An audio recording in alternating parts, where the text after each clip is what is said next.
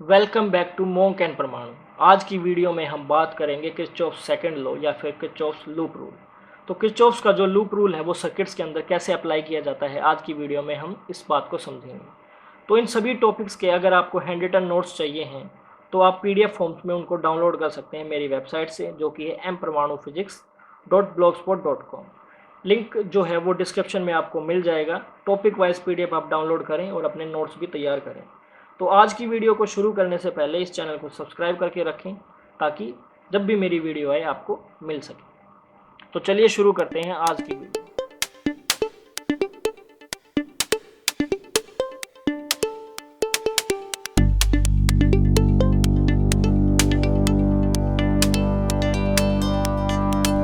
States that algebraic sum of change in potential around any closed path of electric circuit या फिर closed loop involving resistors and cells in a loop is zero। वो बोलता है कि जितने भी resistance या बैटरीज किसी भी एक क्लोज सर्किट या लूप के अंदर हमने अगर फिट किए हुए हैं, उन सभी के अंदर जो एल्जेब्रिक सम होगा पोटेंशियल ड्रॉप्स का वो हमेशा जीरो होगा, कि sigma E is equal to zero होगा, यानी कि पोटेंशियल्स जितने भी होंगे या फिर सिग्मा डेल्टा वी वो ज़ीरो होगा अराउंड क्लोज्ड लूप या फिर क्लोज सर्किट। ये जो किरचॉफ लॉ है ये डिपेंड करता है या फिर इसका जो प्रिंसिपल है वो बेस्ड है कंजर्वेशन ऑफ एनर्जी पर। कंजर्वेशन ऑफ एनर्जी का मतलब है जो अमाउंट ऑफ वर्क डन होगा किसी भी एक पर्टिकुलर लूप में वो हमेशा फिक्स्ड होगा। अगर हम क्लोज लूप लेते हैं तो जो वर्क डन होगा वो एक फिक्स्ड वैल्यू होगी किसी भी पर्टिकुलर लूप के अंदर, और किसी भी पर्टिकुलर पॉइंट पर टाइम के अकॉर्डिंग पोटेंशियल चेंज नहीं होगा, पोटेंशियल कांस्टेंट होगा। अगर यहाँ और यहाँ पोटेंशियल हमेशा कांस्टेंट रहेगा तो इसके अंदर जो अमाउंट ऑफ वर्क डन होगा वो हमेशा कांस्टेंट होगा या फिर सेम होगा हर बार जितनी बार भी वहाँ से इलेक्ट्रॉन या फिर कोई भी करंट मूव करता है। तो जब हमें एक ही सर्किट के अंदर एक से ज़्यादा रेजिस्टेंसेस और एक से ज़्यादा बैटरी या कैपेसिटर या इंडक्टर मिलते हैं तो उस सर्किट के अंदर उनके अक्रॉस पोटेंशियल या उनके अक्रॉस करंट निकालना मुश्किल हो जाता है, क्योंकि वहाँ पर हम सीरीज़ और पैरेलल कम्बिनेशन डिनोट नहीं कर पाते हैं उस कॉम्प्लेक्स स्ट्रक्चर के अंदर। इस तरह की कॉम्प्लेक्स स्ट्रक्चर्स को हम नेटवर्क बोलते हैं, और उन नेटवर्क्स के अंदर हम इलेक्ट्रिक करंट या पोटेंशियल किसी भी रजिस्टर के अक्रॉस ईजिली फाइंड आउट नहीं कर सकते। वहाँ पर जो हम ओम लॉ है उसकी मदद से वी या आई नहीं बता पाते, वहाँ पर ओम लॉ काम नहीं कर पाता। तो इस ओम लॉ की जगह पर हम एक नया रूल लेकर आते हैं, उसको हम बोलते हैं किरचॉफ्स लूप रूल। और ये किरचॉफ्स लूप रूल हमें बताएगा कि किसी रेजिस्टेंस के अक्रॉस कितना और किस बैटरी से कितना करंट निकल रहा है। और ये सब निकालने के लिए हमें किरचॉफ्स का जो लूप रूल है वो अच्छे से समझना होगा। तो लूप रूल समझने के लिए चलिए हम शुरू करते हैं आज का ये क्वेश्चन। में बैटरी है E1 और दूसरी बैटरी है E2 और तीन रेजिस्टेंसेज हैं R1, R2 और R3। तो लूप रूल को समझने के लिए हम सबसे पहले क्या करते हैं, हम एक बैटरी लेते हैं, उस बैटरी से करंट ड्रॉ कराते हैं। यहाँ से करंट निकलता है E2, यहाँ से करंट निकलता है, यहाँ से करंट I2, यहाँ से करंट I1। E1 से I1, E2 से I2, और वो करंट कुछ इस तरह ट्रेवल करेगा इधर और इधर, और इसके अंदर जो करंट होगा वो होगा I1 प्लस I2।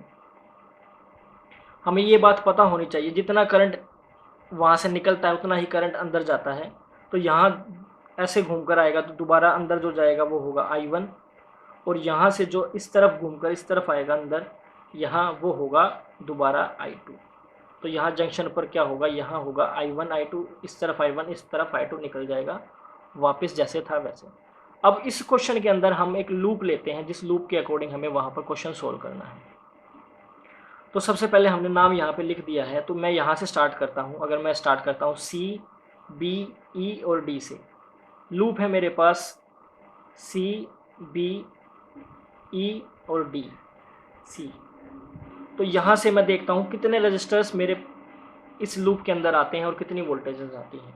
तो हमें क्या करना होता है लूप के अकॉर्डिंग, लूप में जितने भी पोटेंशियल ड्रॉप्स होंगे अगेंस्ट रजिस्टेंसेज वो हम लिखेंगे लेफ्ट हैंड साइड में, और बैटरीज जितनी भी होंगी विद साइन वो हम लिखेंगे इस तरफ।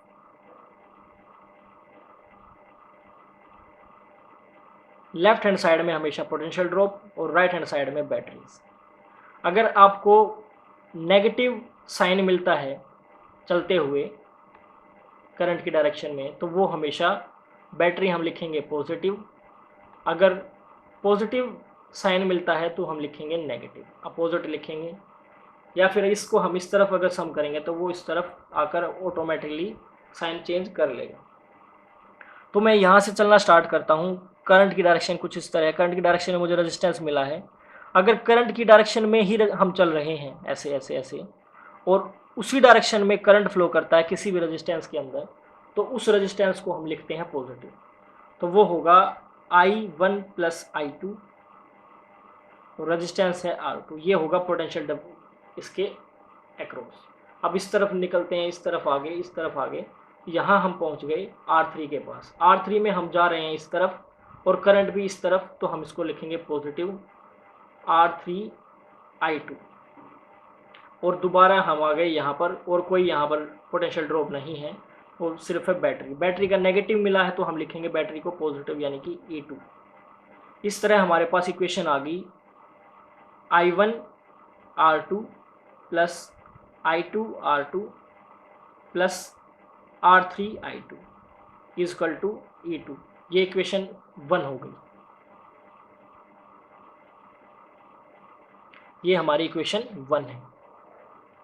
अब सेकंड लूप जो हमारे पास होगी वो हम लूप लेते हैं, यहाँ से ले लेते हैं B से। B A करंट की डायरेक्शन में लेंगे B E F A, या फिर A से स्टार्ट करो, A B